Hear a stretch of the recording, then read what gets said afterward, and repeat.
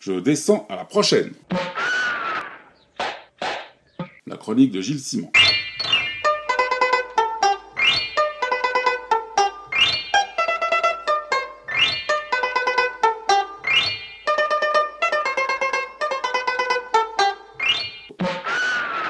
Voilà plusieurs semaines que je vous entretiens des heures et malheurs du dessin d'humour, du dessin de presse et de la caricature politique, quelque peu malmenée ces derniers temps. On a entendu les balles siffler, celles de l'intolérance, de l'inculture et de l'ignorance qui s'attaquent à des artistes, celles aussi, plus métaphoriques, que je destinais en retour à ces ennemis de la liberté d'expression. Je pourrais continuer sans fin, et j'y reviendrai sans doute, parce que l'actualité, 8 mois après l'attentat sanglant contre Charlie Hebdo, n'est pas tendre pour les dessinateurs de presse et pour la liberté d'expression. Tandis que Luz annonçait qu'il quitterait Charlie Hebdo cette semaine, on apprenait la semaine dernière que le dessinateur syrien Akram Raslan était mort en 2013 à la suite des tortures subies après son arrestation en octobre 2012 pour un dessin qui disait « Votez pour Assad, sinon nous brûlerons le pays ». C'est ce pays où l'on meurt sous la torture pour un dessin que fuient des millions de Syriens. Il me semble hélas nécessaire de le rappeler. J'y reviendrai donc sans doute. Mais entre ces balles qui fusaient dans mes précédentes chroniques, vous avez entendu tout le bien que je disais de Paquito Bolino, Chaunu, Fab Caro, Fabrice R, James, Pochette, Sourdrille, Terreur Graphique, Urps. Cette semaine, vous entendrez encore siffler les balles des tontons flingueurs, mais je ne descendrai personne cette fois. Je veux au contraire consacrer cette chronique à une œuvre que j'aime particulièrement, celle d'Edmond Baudouin. Si vous n'avez pas lu Baudouin, courez acheter ses livres. Pierrot, Le Portrait, Kuma Ako, Le Voyage, Arléry, ou plus récemment, sa biographie dessinée de Dali, ou encore Les Rêveurs lunaires, l'étrange bande dessinée sur 4 génies qui ont changé l'histoire de la Seconde Guerre mondiale, réalisée en collaboration avec le mathématicien Cédric Villani. Cette semaine, sort en salle un film entièrement consacré à Baudouin. Ce documentaire est signé Laetitia Carton, qui le présente en ces termes. Je la cite. Edmond Baudouin est auteur de bande dessinée. Il signe ses livres Baudouin. Moi, je l'appelle Edmond. La matière première de ses livres, c'est lui, sa vie. Il a été l'un des premiers à introduire l'autobiographie dans la bande dessinée. À Villars, son village du Var, devant un mur de pierre, Edmond peint. Il marche, il danse, il aime. Et en effet, le portrait de Baudouin passe, comme beaucoup de ses bandes dessinées, par des lieux, par ces lieux. Et avant tout, ce village de Villars qu'il a beaucoup dessiné et dont il dit qu'il l'a fait, comme ses parents l'ont fait. Baudouin s'y promène, l'observe comme s'il le découvrait encore. Et puis, il y a son tout petit atelier du 14e arrondissement de Paris où on le voit dessiner. Baudouin parle comme il dessine, pour transmettre. C'est un passeur.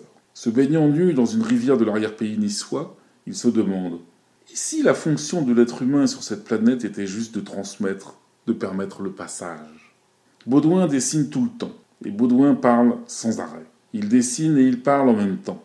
Et le film apprivoise le geste de Baudouin qui, quand il dessine, semble faire danser son bras, lui qui aime tant dessiner la danse et les danseuses.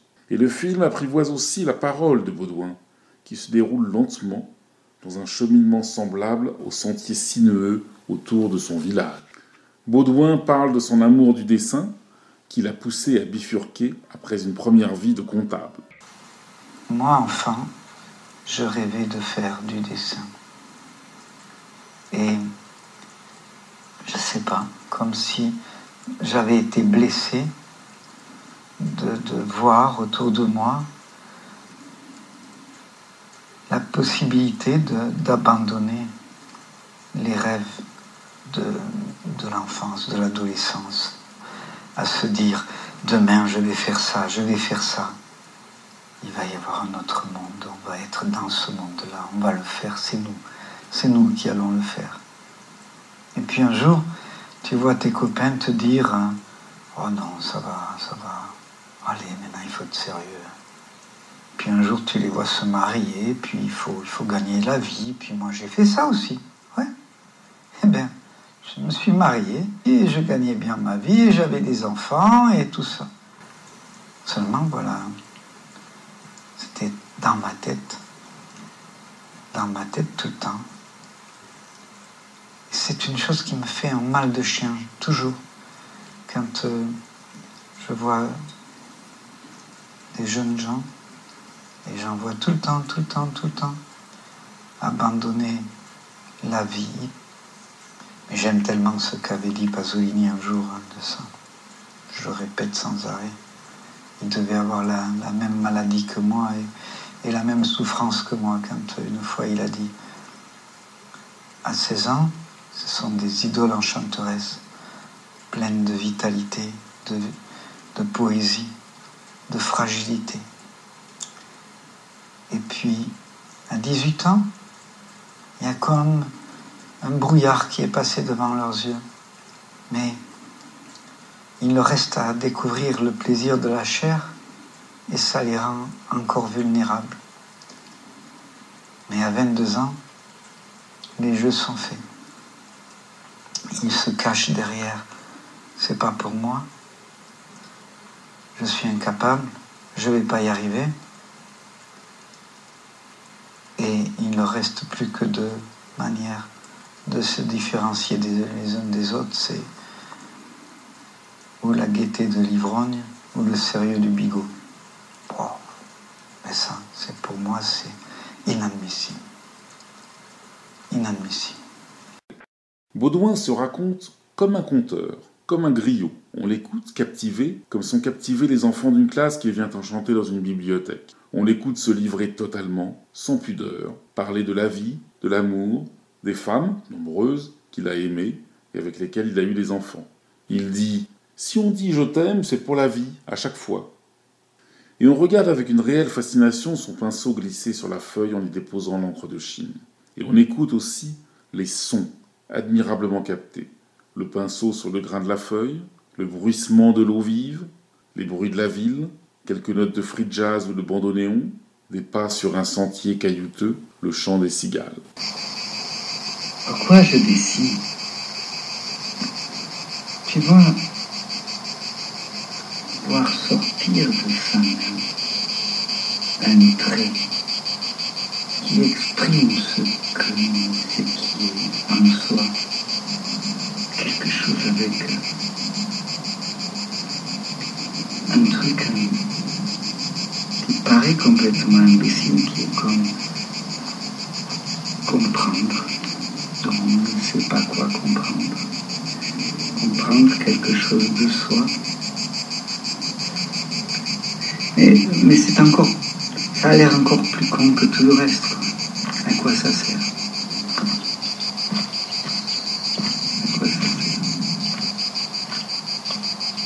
Laetitia Carton dit qu'elle a découvert l'œuvre de Baudouin avec Le Portrait, qui l'a bouleversée.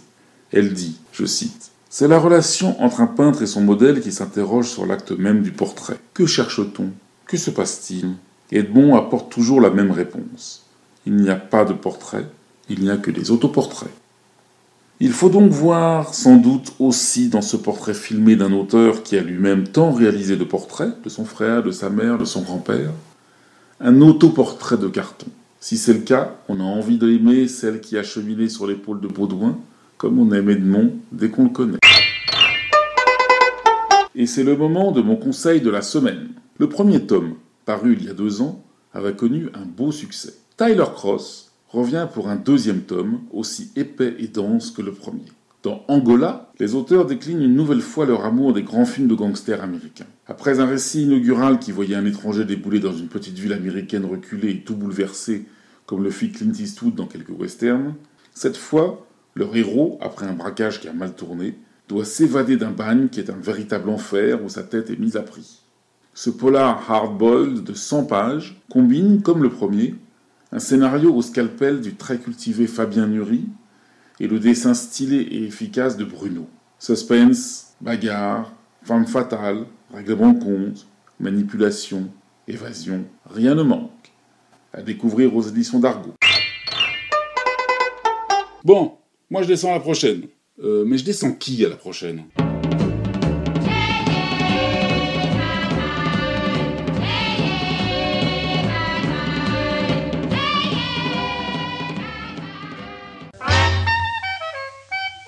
De nous connaître.